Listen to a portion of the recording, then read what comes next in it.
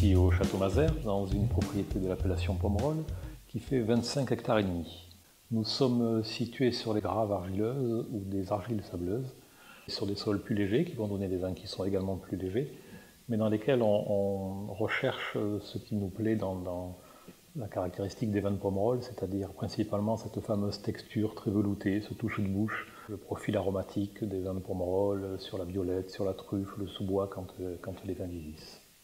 Le territoire de Pomerol ici donne des vins qui sont très généreux, très sphériques, avec à la fois de la puissance et de l'élégance. Et on aime cette générosité, mais dans les millésimes un peu chauds, elle peut devenir un peu écrasante parfois. Le merlot peut s'étaler un petit peu, faire des vins un peu trop horizontaux, et moi j'aime bien les vins qui gardent la verticalité, qui gardent de la fraîcheur et de la tenue. Donc pour corriger ça, j'ai deux armes que je peux utiliser.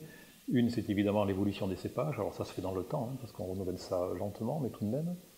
Nous avons eu la chance à Mazères de pouvoir acquérir 4 hectares de terrain vierge en appellation Pomerol, sur lesquels nous avons planté principalement du Cabernet Franc, de manière à augmenter la proportion de Cabernet Franc, qui est un cépage qui amène une sorte de colonne vertébrale à l'assemblage, qui est intéressant, et donc permet de tenir le merlot quand les millésimes sont chauds.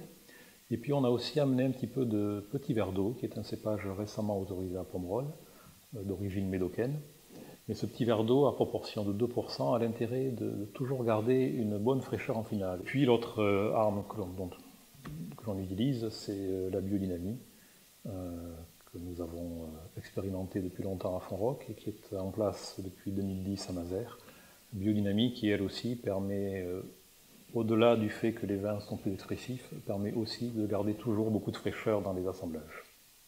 Fonroc est situé à quelques centaines de mètres du village de Saint-Émilion, sur ce qu'on appelle le plateau calcaire. C'est cette expression du calcaire qui, à mon avis, est vraiment intéressante dans les vins de Saint-Émilion, parce qu'elle peut donner des vins qui sont vraiment sur la fraîcheur, du relief, de l'élégance, de la verticalité, de la tenue. Je suis arrivé à Fonroc en 2001, avec la volonté d'exprimer le mieux possible ce beau terroir, en particulier dans sa dimension à la fois raffinée et lumineuse.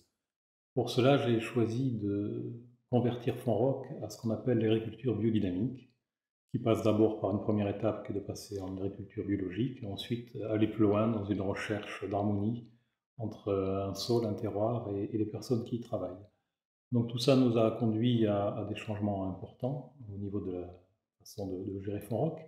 Et j'avais derrière en pensée d'abord des préoccupations à la fois écologiques, qui paraissent, je crois, évidentes pour tout le monde aujourd'hui, du moins j'espère.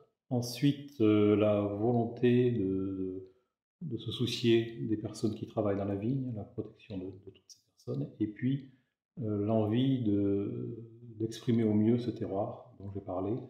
Et je pense que l'avenir de notre viticulture, c'est de faire des vins qui soient les plus singuliers possibles. Donc il faut que le raisin puisse vraiment exprimer le sol, et pour ça, il faut que le sol soit vivant.